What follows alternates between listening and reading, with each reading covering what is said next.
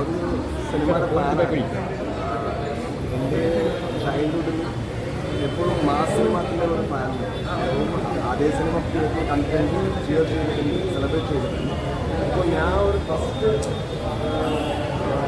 Mass പടം ചെയ്യുമ്പോൾ അത് വലിയ ഒരു തിയേറ്ററിൽ കാണണമെന്ന് എനിക്കൊരു ആഗ്രഹമുണ്ട്. അങ്ങനെ ഞാൻ റാഗിൽ പോയിട്ട് തൃശ്ശൂരിൽ പടം കണ്ടു. ഏറ്റവും വലിയ സ്റ്റാർ.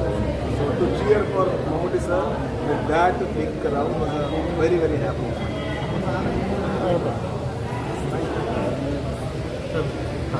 കുട്ടിയുടെ ഒപ്പം അഭിനയിച്ചിരിക്കുന്ന ആദ്യത്തെ പടമാണ്. അത് ഭയങ്കര രീതിയിൽ പ്രേക്ഷകർ ഏറ്റെടുത്തിരിക്കുകയാണ്. ഈ അവസരത്തിൽ എന്താണ് താങ്കൾക്ക് പറയാനുള്ളത്? Thank you to all the audience of Kerala.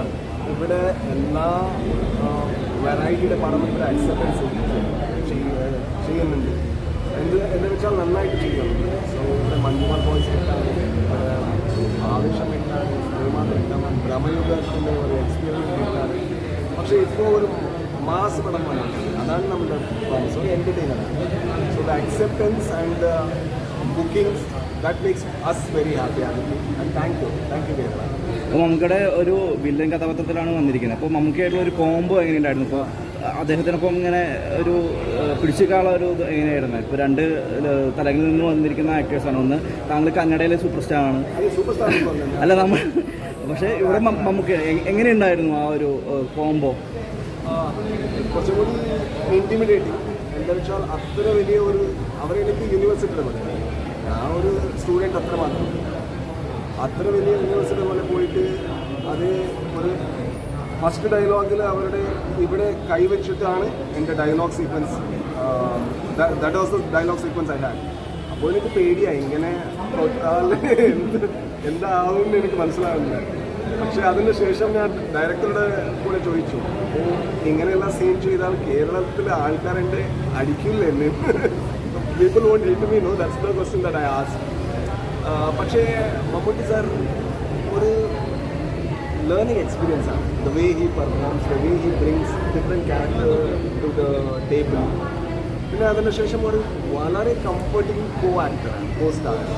അതൊന്നും സെറ്റിൽ ഇൻറ്റിമിഡേറ്റ് ചെയ്യില്ല. ഈ കംഫർട്ട്സ്.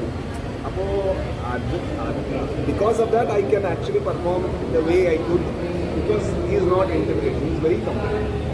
താങ്കളുടെ എല്ലാ പടങ്ങളും നമ്മുടെ കേരളത്തിലൂടെ എല്ലാവരും അക്സെപ്റ്റ് ചെയ്തിരിക്കുന്നത് കന്നഡയിൽ. അപ്പോൾ മമ്മൂക്കയുടെ ഇപ്പോൾ ഇവിടെ കേരളത്തിൽ ഒരു പടം ചെയ്യുമ്പോൾ അത് ഇവിടുത്തെ പ്രേക്ഷകർ എങ്ങനെ ഏറ്റെടുക്കുമെന്ന് തോന്നിയിട്ടുണ്ടായിരുന്നു? അത് ഏത് രീതിയിലായിരിക്കും? അവിടെ കർണാടകത്തില അല്ല, കേരളത്തിൽ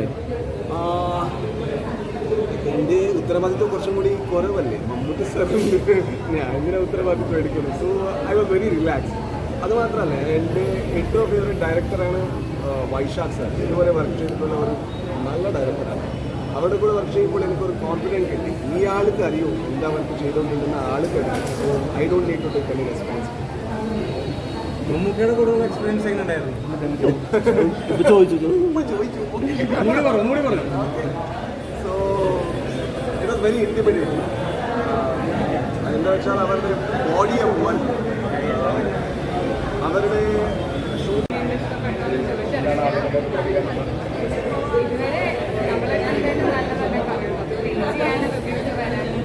ഇഷ്ടപ്പെടാനും അതിയായ ആഗ്രഹമുണ്ട്.